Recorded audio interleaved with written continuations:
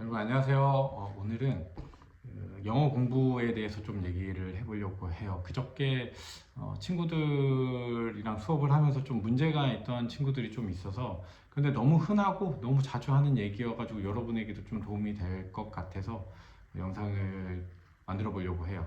그러니까 공부에 대한 영상이니까 짧고 굵게 좀 진행을 하도록 하겠습니다. 공부에 대한 기준에 대해서 좀 말씀을 드리려고 해요. 어제 친구들한테 숙제를 해왔니? 잘했어? 라고 했을 때 네, 나름대로 했어요. 물론 뭐 겁나 잘했어요. 이렇게 얘기하는 아이들 흔치 않습니다. 그렇지만 그래도 나름대로 해왔다고 해서 이제 해석을 좀 검사를 했는데 해석이 잘 안 되더라고요. 그래서 공부 어떻게 했어? 라고 했길래 뭐 한두 번 좀 읽어봤다. 좀 해석해봤다. 라고 얘기하는데 그 정도 가지고는 택도 없다. 라는 이야기를 조금 하고 싶은 거예요. 그러니까 친구들이 보통 흔히 학원에서 수업을 듣거나 또 인강으로 수업을 받거나 라고 하는 거를 보통 공부했다라고 가정을 한단 말이에요. 그러니까 보고 들은 건 사실상 공부가 아니다. 그건 그냥 이해를 위한 하나의 과정인 것 뿐인 거지, 거기에서 자기가 스스로 공부했다라는 그런 생각에 취해 있다라고 하면 빨리 나와야 된다. 그건 공부가 아니에요. 공부는 어떤 거냐면 자기가 스스로 발현할 수 있는 상태가 공부를 다 한 상태인 거예요. 그러니까 암기를 해야죠. 어쨌든 간에 암기를 해서 자기가 그 내용을 확실하게 설명할 수 있는 상태까지 되어야 그게 공부했다라고 생각할 수 있는 거지, 보고 들은 거는 사실상 공부가 아니다.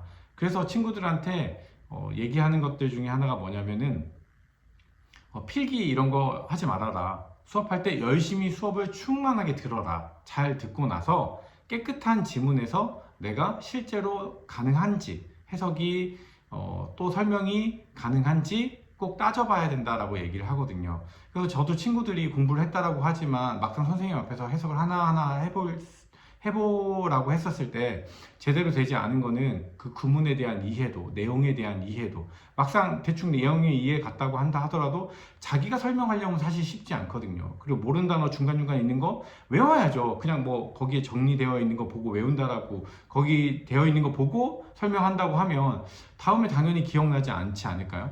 그쵸? 이 공부라는 거는 비슷한 상황이 왔었을 때 혹은 똑같은 상황이 왔었을 때 내가 그걸 보고 내 머릿속에 있는 지식과 내용을 가지고 발현해낸 거잖아요. 그걸 위해서 공부를 하는 거잖아요. 근데 듣고 이해한 거는 그건 공부가 아니다. 그렇게 공부하면 진짜 완전 망한다. 그러니까 여러분의 생각 속에서 내가 공부를 했다라고 하는 기준 자체를, 암기를 내가 해서 발현할 수 있다라는 것까지 가야 된다는 이야기를 하고 싶은 거예요. 그래서 웬만하면 필기하지 말고 수업을 충분히 듣고 그리고 스스로 발현할 수 있도록 해라. 사실상의 친구들한테 제가 가르치는 아이들 같은 경우에는 수업도 듣지 마라. 해설지 보고 충분히 할 수 있다 라고 하는 게 저희의 가치관인 거거든요. 사실 최고의 선생님은 해설지예요. 인강을 보는 거, 수업을 듣는 거, 그거 생각보다 굉장히 비효율적인 거예요. 내가 아는 내용도 되게 오랜 시간 동안 수업을 받게 되고, 또 생각보다 선생님이 디테일하게 설명을 하게 되면 한 지문을 꼼꼼하게 분석을 했었을 때 막 20분, 30분 이상 걸리거든요. 근데 그렇게 해서 공부하는 과정도 필요하긴 하지만 그게 어느 정도 됐다 싶으면 수업을 듣는 게 아니라 스스로 문제 해결하는 과정으로 가야 된다는 얘기를 꼭 하고 싶은 거예요. 그래야지만 여러분의 실력이 성장이 됩니다. 그래서 여러분의 가장 좋은 선생님은 해설지, 그냥 문제집에 나오는 그 해설지를 보고 내가 이해할 수 있게끔 하는 과정을 가야 된다라고 얘기하고 싶어요. 얼마나 친절해요. 잘 설명이 되어 있잖아요. 모르는 단어도 다 되어져 있고 해설도 다 잘 되어져 있고, 어떤 거는 구문에 대한 이해도도 있게끔 설명이 되어 있는 것도 있지 않아요. 그러니까 그걸 보고 여러분 스스로 발현할 수 있는 상태를 만드는 게 되게 중요하다. 그래서 친구들한테 저는 검사하는 거예요. 어디 잘 하는지, 제대로 하는지, 어디 똑바로 했는지를 검사하는 그 입장이 저의 입장이라고 생각을 하기 때문에 친구들이 제대로 하는 것들을 보고 평가를 하는데, 생각보다 친구들이 제대로 잘 되어져 있지 않은 친구들이 많이 있기 때문에 그 얘기를 하고 싶은 거예요. 왜냐하면 그거는 여러분이 어느 정도 대충 이해가 됐다, 그리고 대충 해석이 된다 라는 기준을 가지고 오기 때문에 실제로 이런 문제들은 계속 생길 수밖에 없다. 그렇기 때문에 정확하게 해야 된다. 깨끗한 지문을 보고 내가 아무것도 안 알려줘도 나는 처음부터 끝까지 해석도 할 수 있고 내용 이해도 잘 할 수 있다. 여기서 한 가지 더 팁을 드리자라고 하면 해설지를 보잖아요. 해설지가 진짜 좋은 도구인데 여러분이 영어 지문을 막 해석하는데 진짜 지문 자체 너무 내용이 어렵거나 그리고 내용 해석이 너무 잘 안 되거나 이럴 때면 영어 지문을 보지 말고 한글 지문을 한번 봐보세요. 해설지를 한번 딱 봐보시면 진짜 한글 해설을 봐도 겁나 어려워. 그런데 생각을 해보면 한글 해설지를 보고도 내용이 어려운데 이게 영어로 지금 납득이 되겠냐고요. 근데 이런 아이들이 있어요. 영어로 그럭저럭 어떻게든지 해석이 돼. 그런데 내용을 물어보면 내용에 대한 이해도가 굉장히 떨어지는 친구들이 이거 생각보다 진짜 엄청나게 많아요.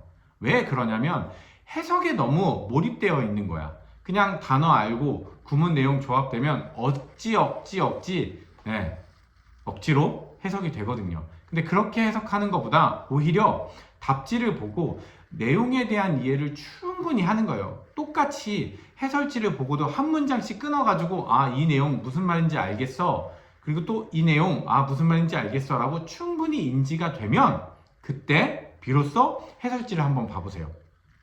해석 굉장히 잘 돼. 그리고 무슨 말인지 무슨 내용인지 이해가 충분히 된단 말이에요. 그러니까 영어 지문을 가지고 끙끙끙 앓지 말고 해설지를 보고 해설지에 대한 충분한 이해가 가져간 다음에 그 다음에 영어 지문을 한번 봐보시면 영어에 대한 이해도 해석도 훨씬 더 좋아진다. 그 상태에서 한번 천천히 해석을 쭉 해나가면서 단어도 이해하고 내용도 이해하고 다 읽었을 때 무슨 내용인지 충분히 잘 알 수 있는 상태, 그 상태를 향해서 가시는 게 맞아요. 그렇게 공부하셔야 해요. 왜냐하면 실제로 해석은 되는데 다 된 다음에 제가 물어봐요. 그래서 무슨 내용이야? 라고 하면 실제로 무슨 내용인지 잘 모르는 아주 일부분만 기억하는 친구들이 생각보다 되게 많이 있어요. 왜냐하면 조합이 안 되는 거예요. 그냥 해석하는 데만 너무 급급급한 거예요. 그러다 보면 전체 내용의 맥락을 이해를 못하고 선택지를 보고 기어이 틀려요. 이러면 너무 아쉽잖아요. 아깝고 억울하잖아요. 그러니까 여러분의 학습에 있어서 너무 이해 측면에서 그러니까 듣고 이해하는 관점에서만 가지 말고 여러분이 직접 발현하고 여러분이 스스로를 이해시키는 관점으로 계속해서 공부를 한다라고 하면 학원도 필요 없고 인강도 필요 없어요. 그냥 여러분